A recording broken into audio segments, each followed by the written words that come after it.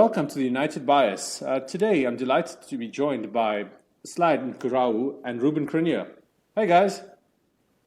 Hey, Kiran, how you doing? Good, thank you. Glad to have a full house again. Ruben and I were quite lonely last week, weren't we, Ruben? Hey, Kieran, how's it going? Yeah, what a tragedy, and unfortunately we missed the I Told You So session that Slide was in for last week. that he conveniently he was ill in inverted commas. Yeah. On this week's show, we discuss the FA Cup final. Did we get Big Sam'd there? Yes, wonderful insight like you won't find anywhere else on the internet, listener. Did we get Big Sam'd in the FA Cup final? We also discuss if Manchester City are going to be winning the treble against Inter. And of course, the important part to ask really is who's going to stop them, and in particular, is Manchester United B team starring Darmian, Mkhitaryan and Lukaku going to be enough? We bid farewell to Zlatan Ibrahimovic as he announces his retirement with a goodbye to Zlatan. And then finally, we touch on the Europa League final with a Mourinho meltdown, I believe, Ruben. Yeah, a pretty epic meltdown that spread from the stands into the parking lot and finally to the airport. Was it really a disgrace? Was it a disgrace indeed? So stay tuned for today's show. Hope you enjoyed. FA Cup final just concluded. Manchester City 2, Manchester United 1. Ruben, how did this game unfold, and was it what you expected? To me, it was a slightly strange game. My feeling was either that we might get blown away if we concede an early goal. That is definitely an expectation that I had, and I know that we sometimes start slow.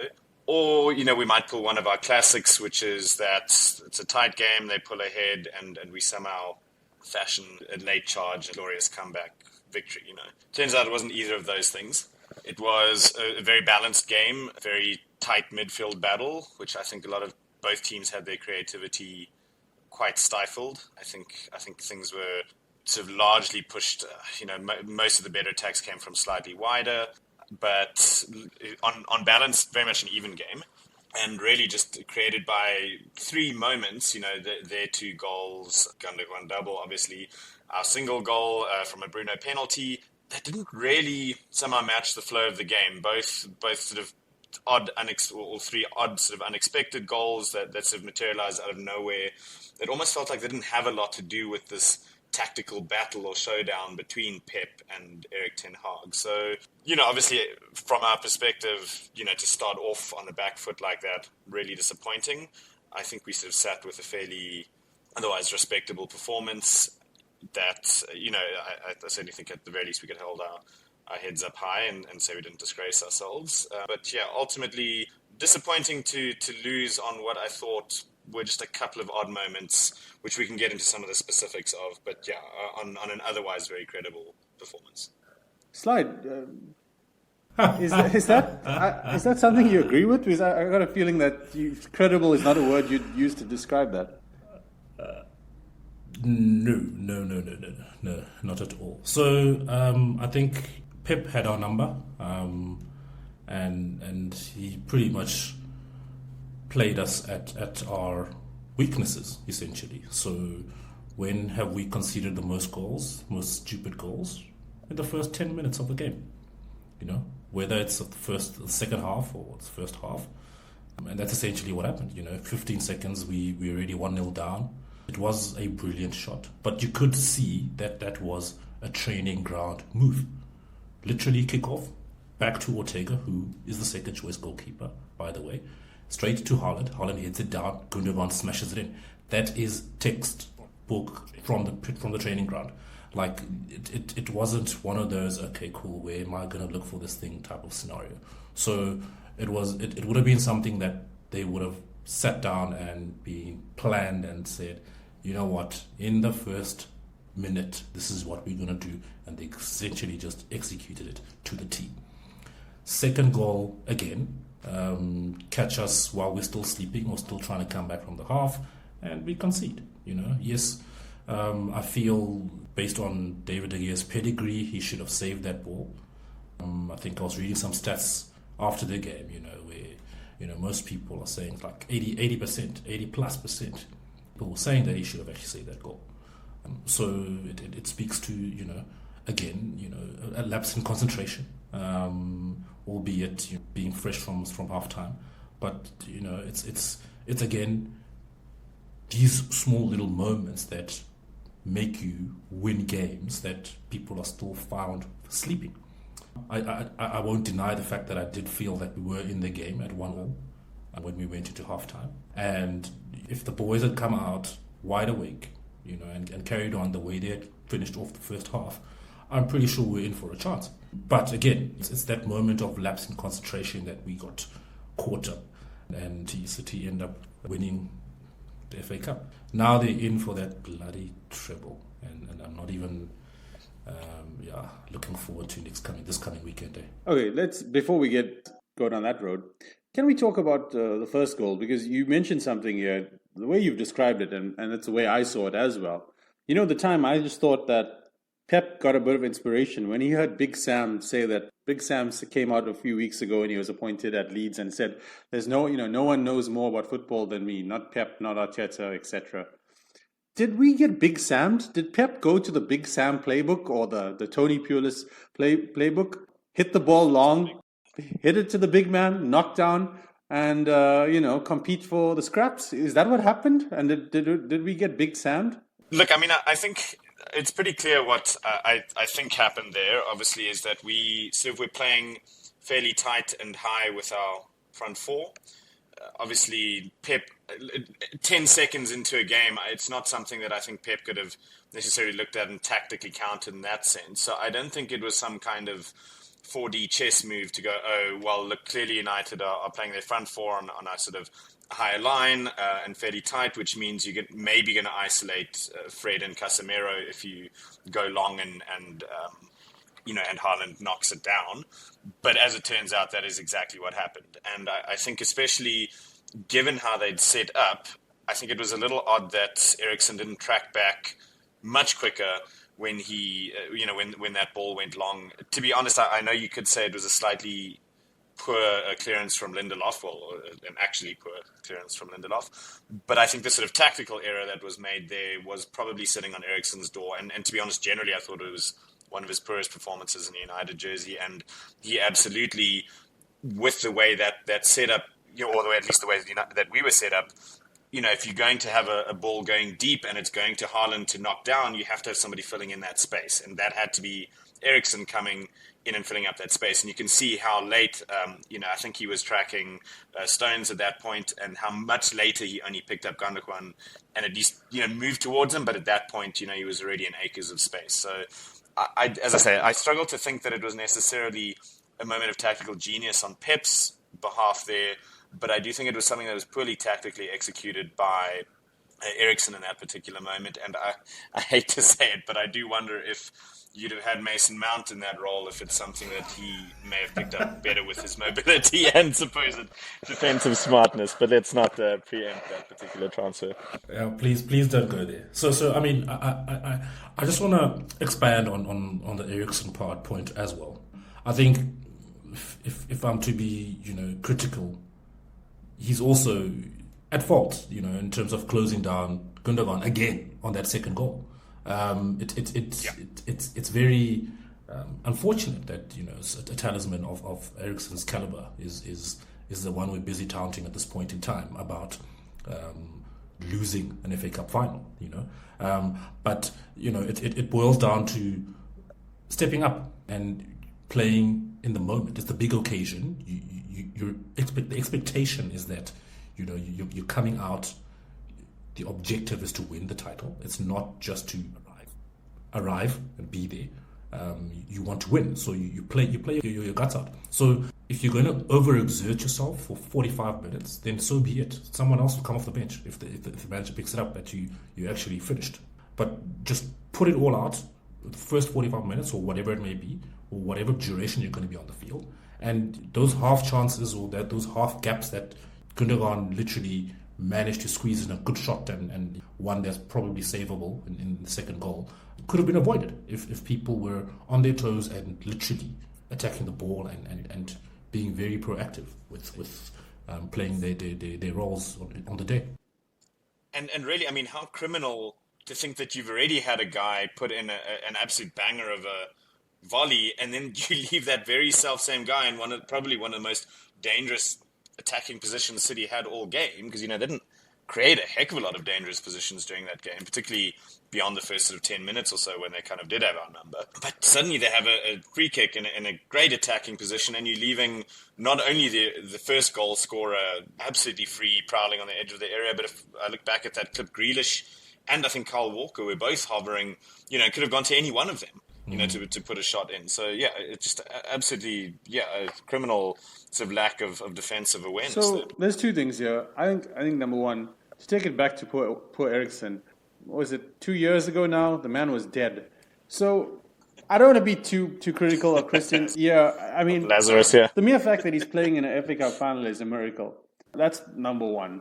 And that speaks, I guess, to a broader issue. Should a 31-year-old Christian Eriksen be starting for Manchester United in a deeper midfield role? Because let's remind ourselves that Christian Eriksen, the prime Christian Eriksen at Tottenham when he was tearing it up in the league, played essentially two positions, number 10 or wide right, essentially on the right wing coming in for Tottenham Hotspur. And he was regularly bringing up 20-plus goal contributions every season. So suddenly we've taken this advanced player who's really a playmaker, an advanced playmaker, number 10 if you will, and we've asked him, no, you're going to be a number 8 and we're going to give you far more defensive responsibilities because Bruno's our guy who's going to go forward and advance the game and do the playmaking.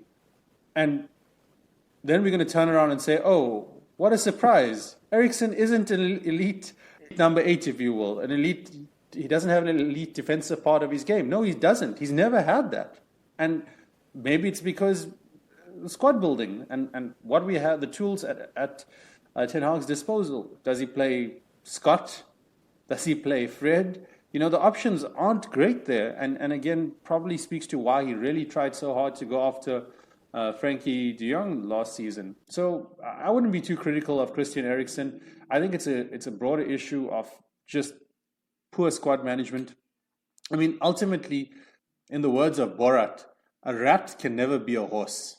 And, that's something to keep in mind when talking about El Chris. If we take a step back from the Eriksen debate, the broader squad management issue and the holes in the squad I think were glaring, and perhaps why some of the things we discussed now, why Slide in particular mentioned how unhappy we were about the performance. And if you look at, of course we missed a few players. Anthony was injured, Martial was injured, and of course Lisandro was also out. I think all three of them would have been sure starters and would have made us significantly better. And so I think it was telling that we missed all of them and the deficiencies that happens in the team when you've got that. And then furthermore, when you're desperate for a goal, we'd look to our bench and we bring on a guy who just doesn't score goals. Like, what is Mr. Ten Hag supposed to do? Yeah, look, I mean, I really didn't want to sort of take this conversation into a squad conversation because we just really want to talk about the FA Cup and the demise thereof. So you make some very good points, especially around the squad depth. Yeah, Eriksen obviously was pretty much called up to step up in a role that isn't his, and yeah, sure, it's obviously not his strength to be a defensive player. However, it's the age old for me. You're a bloody professional. Step up. It's only a final. I'm pretty sure you've been training in this role throughout the week because XYZ is not available. It's not like Ten Hag woke up and said, "Oh yeah, Eriksen, today you're playing this role." I'm pretty sure they would have practiced that week with Eriksen playing that role. So the expectation from a Slide as a fan is that this guy's going to step up and at least put in a 99% shift in that role. That's it. Ruben, do you hear what Slide has to say? Do you see any merits in this? Or is Slide simply saying, you know what, Glenn McGrath, you're a hell of a fast bowler, but Warney was injured this week. Can you go out and bowl some leggies for us, please, Glenn? Is that what Slide's saying, or am I missing it here? I mean, it's almost reminiscent of when Graham Smith used to come and put in a few tweakers. But no, in all seriousness, I mean, I think what we need to remember in this particular game versus the rest of the season is that it actually wasn't quite the same deep-lying role Eriksen's been playing, up until this point in the season. He's normally operated at the base with Casemiro, and in fact, sometimes even lying sort of deeper than Casemiro, he sort of slotted in sometimes along the back line to pick up the ball and distribute. So this was more advanced than he has played for the rest of the season. You might say that actually the role we've been deploying him in this season has been more effective. I think as he's possibly aged and a little slower than he used to be, not that he was ever a pace merchant, but he's actually looked a lot better. I think it was a combination of two factors that sort of put him in that slightly more advanced role this game, where you're sort of asking him to also pull that defensive double duty sort of smack bang in the middle of the pitch, which was obviously one that you needed to deploy Fred. I think that was probably the correct call.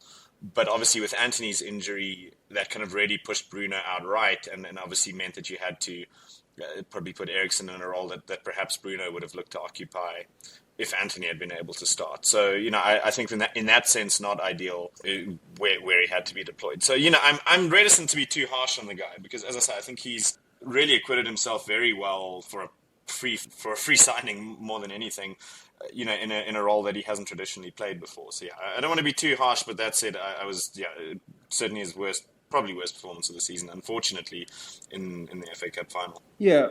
Although, to be fair, you can be the most advanced player in a team, but if your team doesn't have the ball, like was the case for large portions of that match, I mean, I think the sort of possession stats started swaying a little bit in our favor towards, the end of the game when we tried to push for an equalizer. But by and large, City had 60-65% off the ball throughout the match. And so when that's the case, and you naturally are going to be deeper, what ends up happening is your midfield gets dragged deeper and deeper. And again, what are you able to do from a off the ball work? And again, a name that you guys mentioned, who not the flashiest player in the world, but excellent off the ball is Mason Mount. And that's why he's pretty much all the coaches that he's had at every level seem to love the guy, and fans look at him and think, I don't understand it. We don't get it because, the average person doesn't understand the off-the-ball work. And I think perhaps a reason, if the rumors are to be true, the interest in Mount. Yeah, and I think it's oddly one of the best advertisements for him to come in. But Slide, you have a view. You absolutely love Mason Mount, Ruben. I'm not even going to argue with you there. Yeah, so I think we're probably going to have another discussion in and around, potentials and transfers and all the other things. Obviously, Mason being a hot topic. I don't know if you saw a clip of him at the F1 this weekend. He was literally put on the spot there by Martin Brumble. But yeah, I think it's one of those where we have a history of doing business very, very slowly. This is one of those that could easily should be done, in the next couple of days. Obviously, there's a bigger sort of thing with the sale of the club and all the other things that come into play, but some of these players that are available to strengthen the squad, I feel with John Murto and Mr. Arnold in charge at the moment, they could quite easily get these things over the line, because the football is going to continue regardless of who owns the club. So let's get this stuff sorted out. It's not like Ten Hag is going to disappear at the beginning of the new season if we get new ownership or anything of that sort. What's going to be expected is the results to actually improve in comparison to what happened this season. And the only way that's going to happen is if we get proper squad depth and the reinforcements that Ten Hag is really asking for, and we get a good preseason going and some training going as a collective. And that's essentially how it's going to work. Yeah, okay. Getting that going and improving results, I guess the key thing is planning, right? What's the plan? Because to be fair, when we signed a lot of these players, people were interested. A lot of these players that haven't worked out. Even Fred, A lot of people were like, "Oh, Fred was doing amazing stuff for Shakhtar, even in the Champions League. He looked amazing.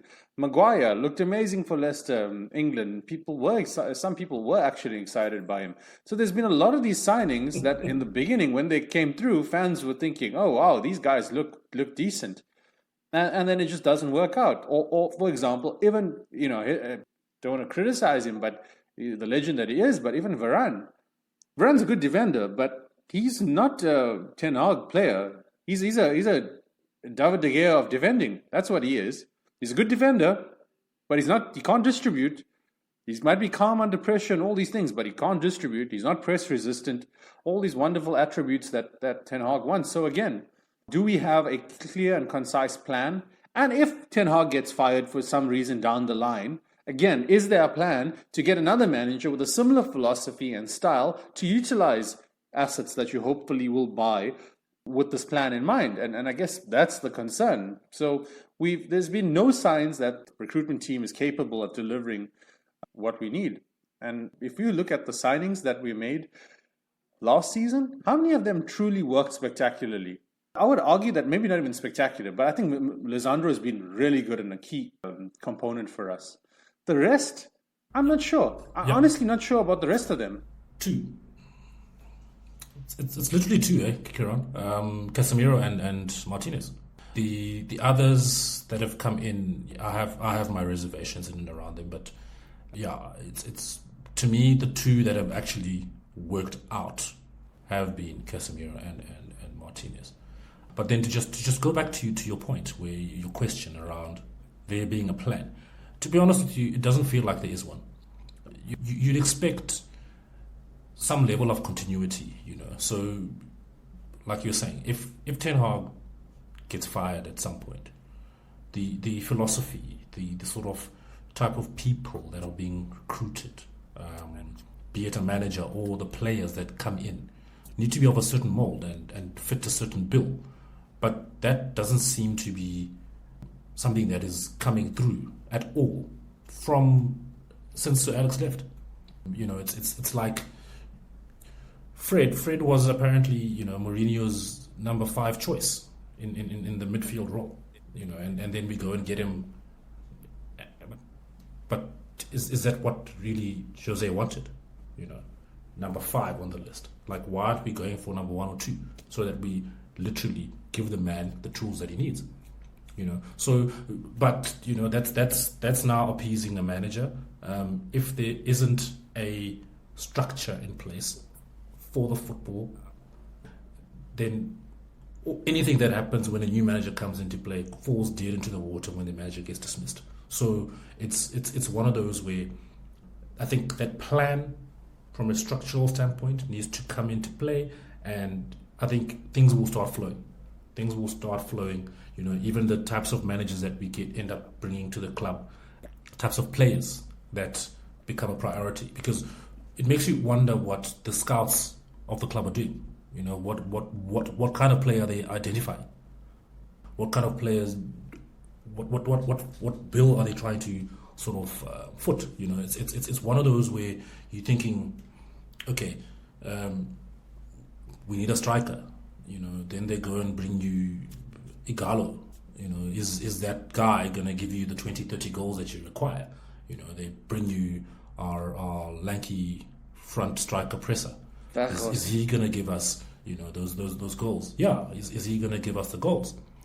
So it's the plan isn't clear cut. There's no blueprint to say, okay, cool, this is the type of football that we want to play. These are the type of players that we want to do. This is the plumbing that we're going to do, etc., etc., etc. Nothing, I don't think, doesn't exist to me. Well, I guess we'll wait and see. This window is going to be illustrative of whether there's a change in approach. And you would think that if new ownership does occur, that whoever the new owners are would want sort of run it like a good business, best in class, aspire to get best in class in certain departments. That's what any business tries to do. Like, that's what any competent business tries to do. And that's why I guess the whole Glazer thing has always baffled me. Is why? I mean, we know you want to extract value out of the club. Why not put the best people in the specific roles to manage this for you, so that the asset does the work for you, and you're able to benefit down the line. It just didn't. I could never understand why they, I don't know, just thought they could do what they did with Woodward and the boys in charge for all those years. But anyway, that's a topic for another day. Ruben, it's getting closer. City 2 trophies down. We had our chance to stop them. We couldn't. And now it's on to the Champions League final against Inter. And let me remind you, this is not the Inter of 1999 that Manchester United had to beat with Ronaldo and the boys. This is a different sort of Inter. They're getting the treble, aren't they? Yeah, so, I think the interesting thing is that after United, a team failed to stop, Man City due to whatever mental fragility we have that means we concede 16 seconds into a game. Luckily, we have a second bite at the cherry with Man United B team, hopefully stopping Man City cold in the final. I have this very nice dream where Matteo Darmian dinks someone down the wing, runs across, punts it to Mkhitaryan, who does a little backheel flick through to Lukaku. Lukaku, against all odds and expectations, controls it first time on his left foot, dinks it across to his right and bangs one into the top bins in the corner. It's a really lovely dream, and I can't imagine that anything else, now that I've thought about it, could possibly happen in this final.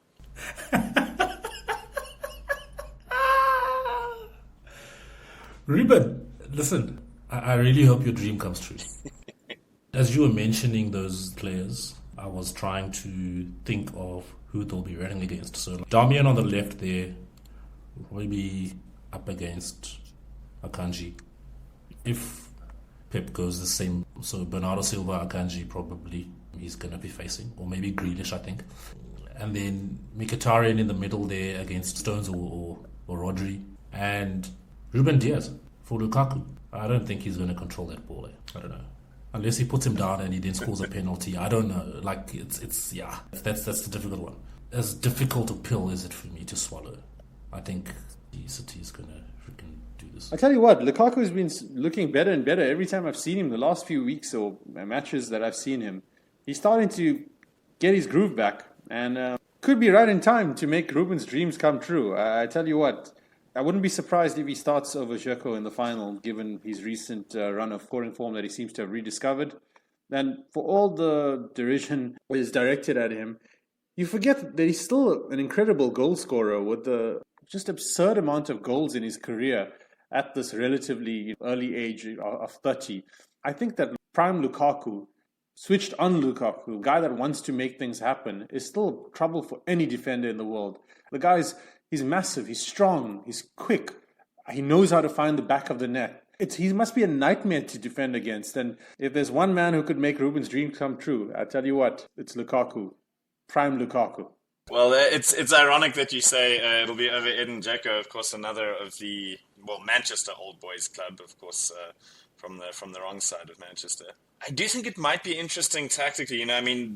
I can't think of a team in the Premier League that is sort of playing with two relatively gun players up front. And of course, you've got Lautaro Martinez. If it sort of ends up Lukaku Martinez, that's not typically a setup that City deploy against. And we know, of course, Pep's habit of overthinking things. He might just do something really weird there and decide, he's not even going to bother with a midfield this game. Foden in goal or something. Yeah, Foden in goal, to counter Lukaku or something bizarre like that. But, as I say, it can sometimes happen that when Pep is faced with something that isn't, something he's tried and tested against many times, that he can make a slightly odd decision. We do know, it was not 3 years ago, Champions League final where he just failed to deploy a defensive midfielder. I don't think he's going to leave Rodri out the team, but we might see some kind of odd formation or lineup that kind of leads to City losing the final themselves, possibly. So what you're saying is the classic combination of big man, little man is something that might scare Pep, and may Martinez and Lukaku channel 1999 York and Cole. Yeah, ironically, that's how my dream started. It was York and Cole, and it morphed into Martinez and Lukaku. Okay, instead of just hopes and feelings, what one could say is that one of the things that one could really hope for, one of the things one could be optimistic about is history. Sometimes the weight of history can be a thing that we've seen that just somehow gets teams over the line, whether it's historic with Manchester United or Real Madrid in the Champions League. They'll be rubbish in the league and somehow just win the Champions League, or Liverpool at times, or Milan in times. Let's not forget that Inter are one of the great teams of world football and have won the Champions League in its various iterations on 3 occasions. And Man City, have not and are desperate to get this over the line. I wonder if this desperation to win this trophy that they've been expensively assembled to do is something that will be weighing those players down and something that they'll be able to cope with. Because in Inter side, there's no pressure. No one expects them to win the title. Yet they have a history and a club that has this gravitas behind them that you wouldn't be surprised if they go out there and do it, because that shirt, that blue and black shirt, is used to great things happening, great players adorning it. Is that something? Am I crazy? Am I clutching at straws? Or am I more at the hopes and feelings thing? Or is gravitas, is history something that matters in football? If it mattered, my friend, I think this past weekend would have been a different result. I think we probably would have just come out guns blazing and done what history would have done. I think there's an omen with Pep when it comes to the Champions League final, I guess, at this moment, since he parted ways with Messi. And I think if anything will be weighing on anyone, it will be Pep more than it is Man City and his squad players. I think people like Kevin De Bruyne really, really want to win this thing, but I think it's weighing a lot more on Pep than it is on the squad. But I guess there's also this element of how a manager can literally offload some of that weight onto his players during some of these team talks and the like. So he could disseminate some of this pressure and weight onto his players and maybe change it into some form of motivation. I don't know, but I think Pep has a bad omen with the Champions League final, and I really hope that it lives long as a Man United supporter, and someone like a Lukaku and a Dzeko lives the Champions League to create their own history and defy all the odds that are against them, particularly when it comes to having them win the Champions League. Just speaking at Dzeko, how insane is it that he's starting? He's the starting forward over Lukaku, or has been over Lukaku this season. When he left City, what seems like a decade ago, he was there when they won their first league title. And I think, what is he, like late 30s now? It's just incredible how he's managed to, all these guys, in fact, if you look at the Darmians and Mkhitaryan's, Dzeko, that all these guys we've mentioned, are sort of on the wrong side of 30, and some of them closer to 40, in fact, and yet are somehow propelling this team to a Champions League final and possibly a victory. I mean, it's interesting in a general sense that a lot of players obviously are extending their careers well into their 30s that we never expected before. I mean, and City, just case in point, look at, De Bruyne is certainly no spring chicken. He's not, Edin Dzeko at 37 quite, but, he's getting on into his 30s. Gundogan's also no spring chicken. So, yeah, it does seem to be that there's perhaps an increased level of technicality in the game at some of the midfield and forward roles that kind of allows players who kind of have that superior technique to just play at a high level for many, many more years than they used to be able to. And I think, we're seeing it pan out even, in this final now, to a certain extent, even our final in the FA Cup. We had a midfield with several players all into their 30s now already, and as I say, it's a relatively similar look from City with some of their key players. Speaking of older players and people extending their careers, the great Swede Zlatan Ibrahimovic announced his retirement from football finally at the age of 41. It feels like Zlatan's been around forever. It feels like he has been. And I guess to an extent, he's been around for over 20 years at the highest level. I think 23, 24 years as a professional at the highest level. Slide, what are your memories of the great man Zlatan Ibrahimovic, and what is his mark on world football? What would you remember him by? Yeah, so I think my first memories of Zlatan were when he was at Barcelona. That's where my first sort of memories come in. And then obviously his stint at PSG and then subsequently at United thereafter and the like. This guy's been a serial winner, and specifically around league titles. So he's done what some players dream of having to do. So I'm not going to drop any names, Harry Kane, but it's one of those where you wherever you are, you're winning. I mean, he's played in multiple leagues, and obviously he came to the toughest league in the world, which is the Premier League, and that's where he obviously wasn't able to win the Premier League. But at least he walked away with a couple of trophies there. But it's such an admirable career. To the point where I don't know how many years he went on a row where he was just getting medals for winning league titles, and that's just a feat on its own, and if when you do something of that nature to that caliber, you then start having the sort of arrogance that he had, with some of his bold statements, calling himself a lion and all the other things, and I think he deserves all the kudos for what he's achieved.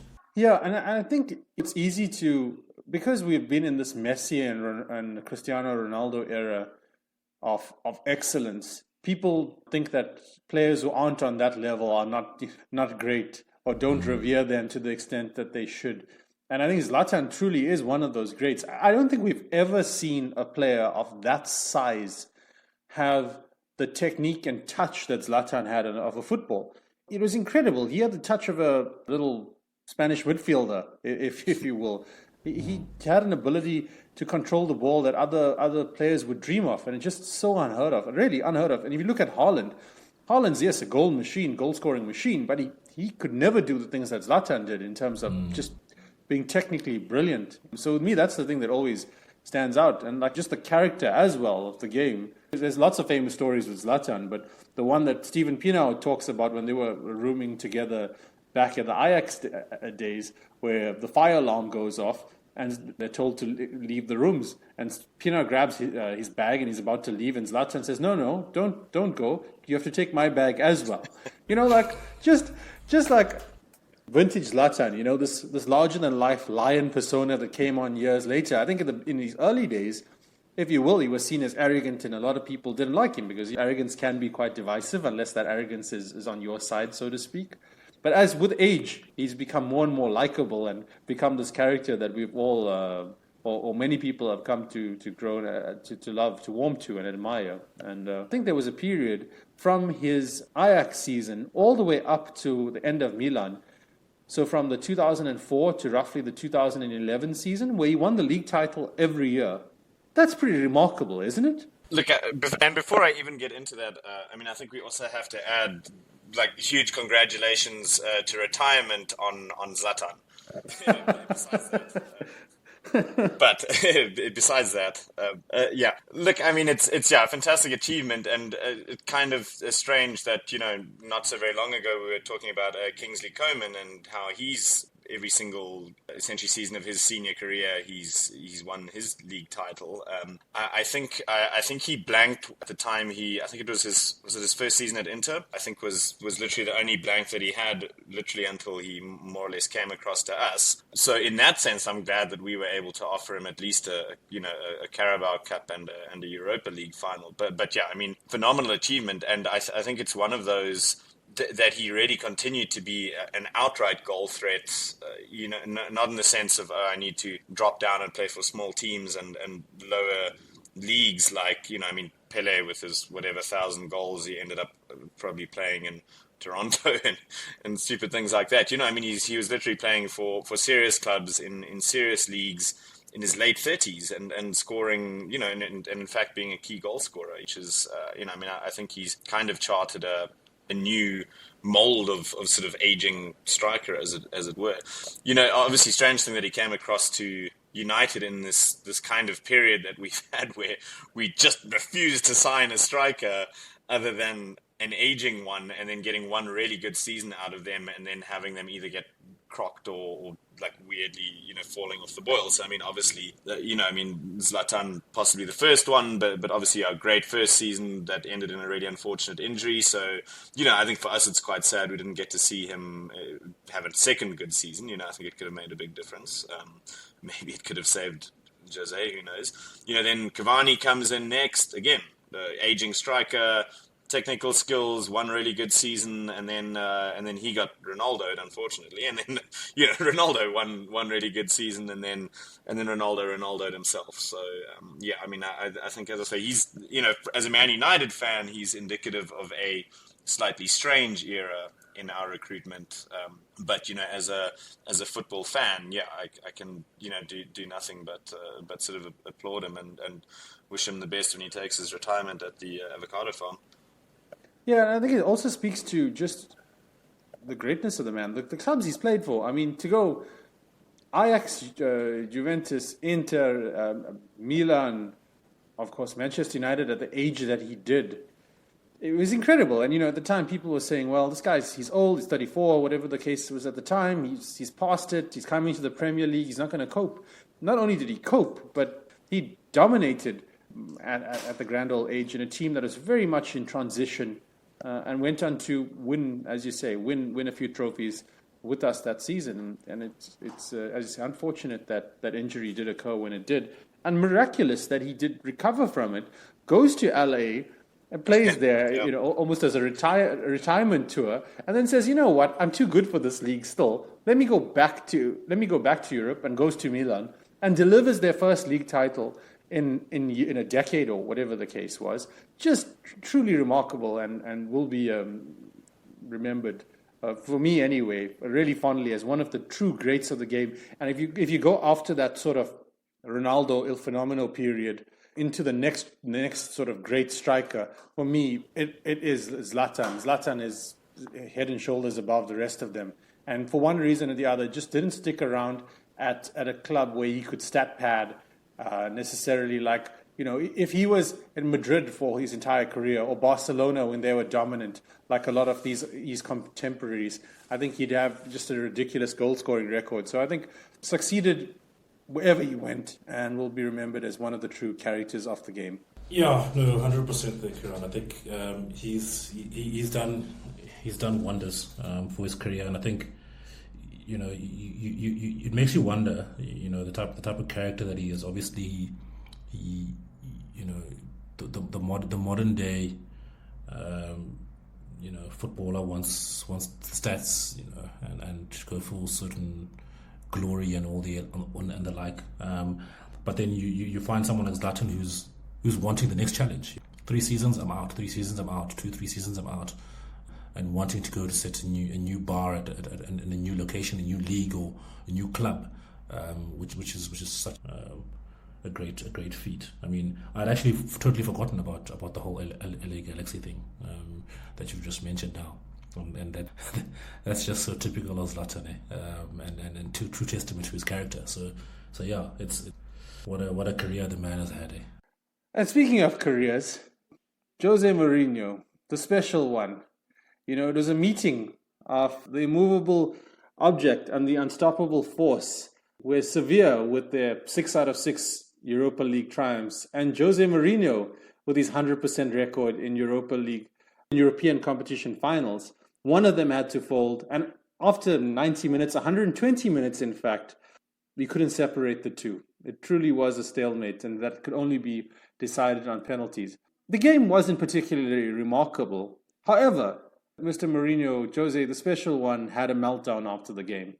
Ruben, why was Jose so upset? What happened that made Jose lose it? So look, it was a fairly typical Jose approach to a final. I think grab your first goal, set out your stall to defend, and then of course, unluckily for Jose, his team grabbed the second goal as well, just into the wrong net.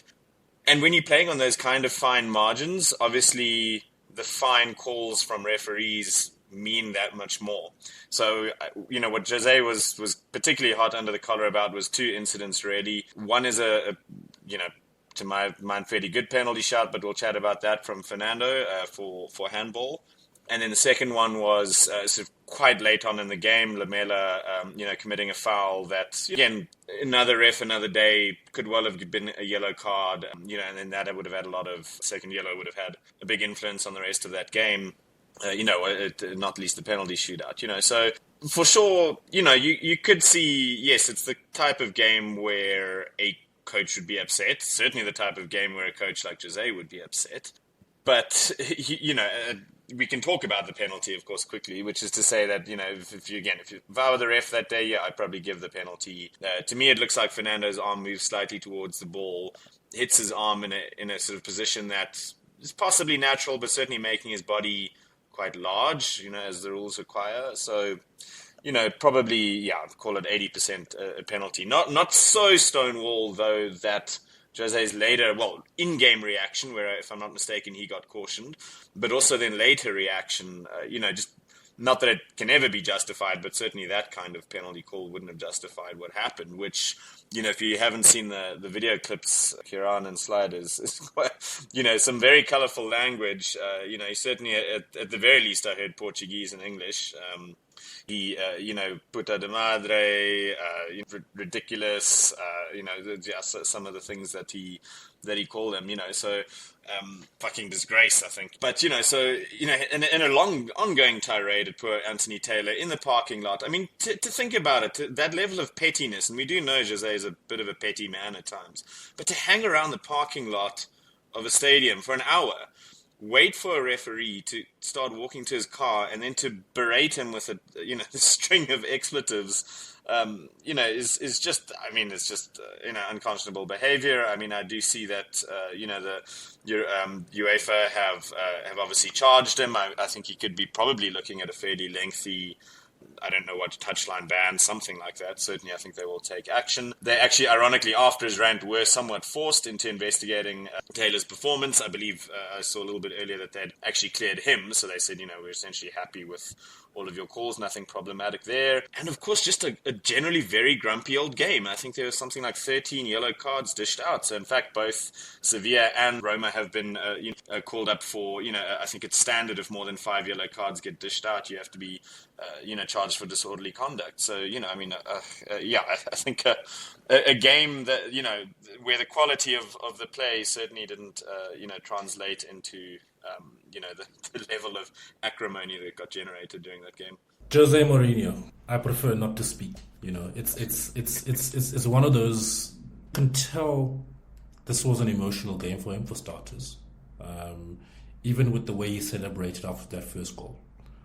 And his reaction to the own goal as well. It was a seriously emotional game. I could swear that this guy is actually planning on retiring, or was planning on retiring, based on how emotional this was, and the way he was reacting. And you're saying you heard Spanish, you heard Italian, English was mentioned there. I'm pretty sure if we sort of look somewhere online, we're going to find a couple of South African colloquials mentioned as well, where he's using some Zulu and his Xhosa there. But, it's the guy was really devastated. From a human standpoint, I can understand what he was doing.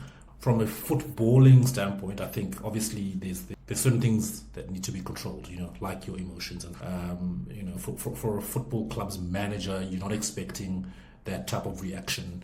But he's calling Anthony Taylor a disgrace, obviously with the F word in front of it. And he's gone out, and that's essentially what he was saying to this guy. So I've looked at a couple of clips of that penalty.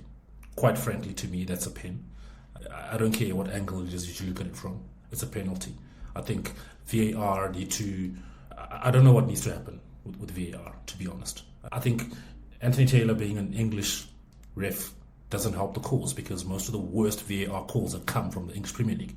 And it's one of those where you're looking at some of the pens that are given in the Premier League, and he then goes to the Europa final, he doesn't give it. But if he was Manchester Derby or Merseyside Derby, he would probably give it as a penalty in a heartbeat without even needing VAR. But it's the lack of consistency that's making this very, very painful. For us to then try to sort of pull out rule books and say, natural body position and, making myself bigger, yada, yada, yada. If there was some form of consistency with some of the decisions, we wouldn't even be quoting some of these things.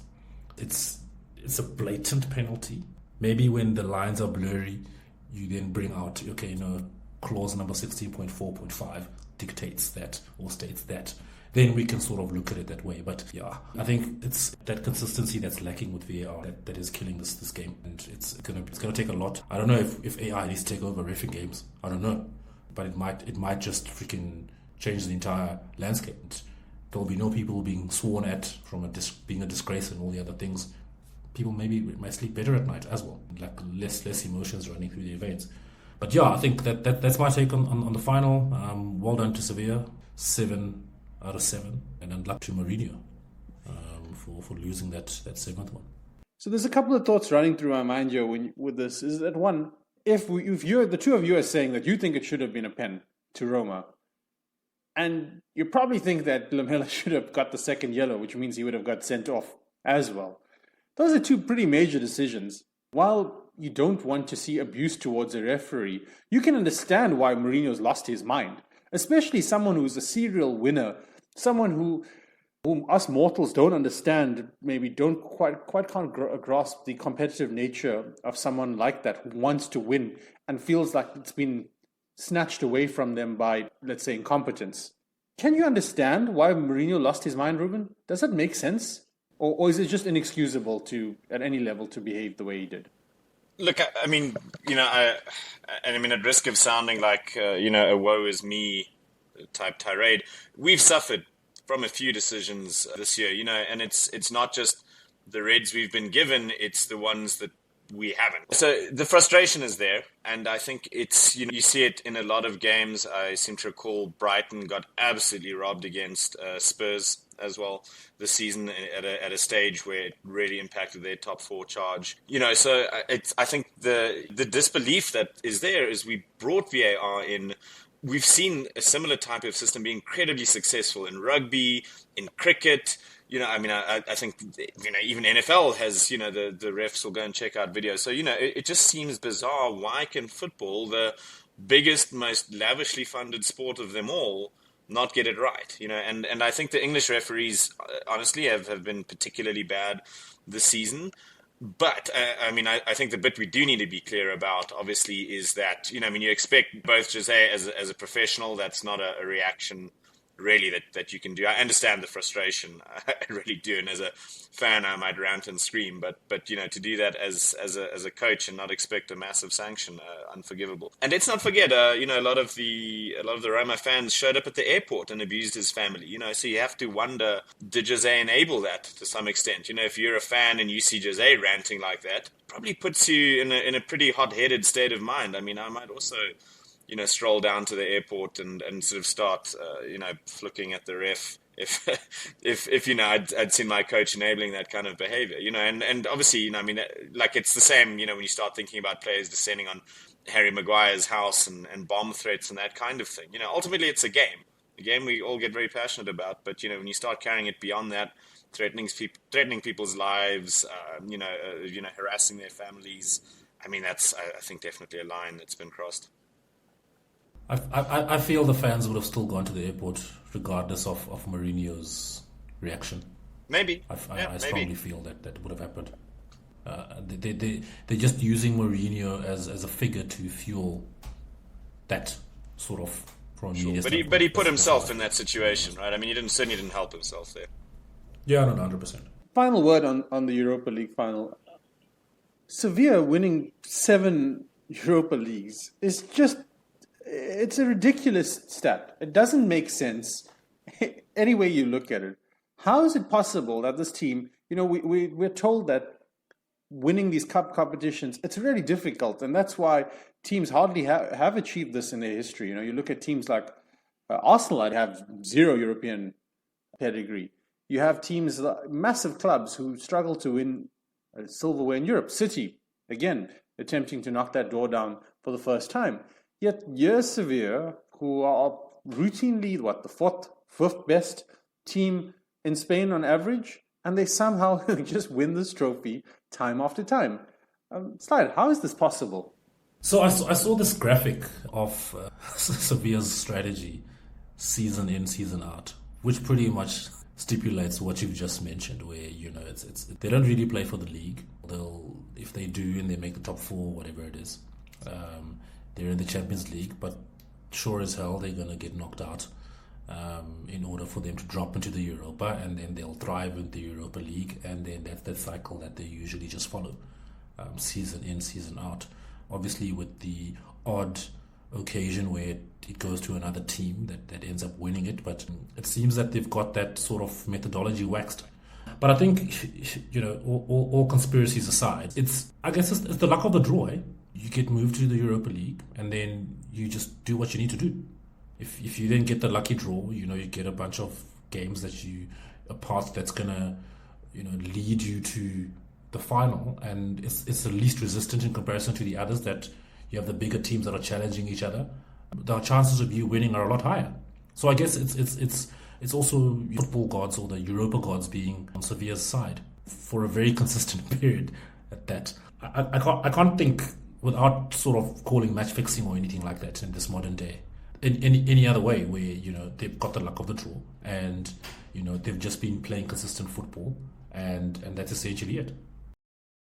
Yeah, I'm at odds to come up with a better reason than the football gods are smiling at them as well. It just doesn't make sense one way or the other. I guess great for them. If you're a Sevilla fan, I guess you're very happy once again. So, any final thoughts on the Europa League and Sevilla's accomplishment, Ruben? Look, it used to be, I think, that golden combo of Sevilla and Unai, and then you could understand it and put it in some perspective.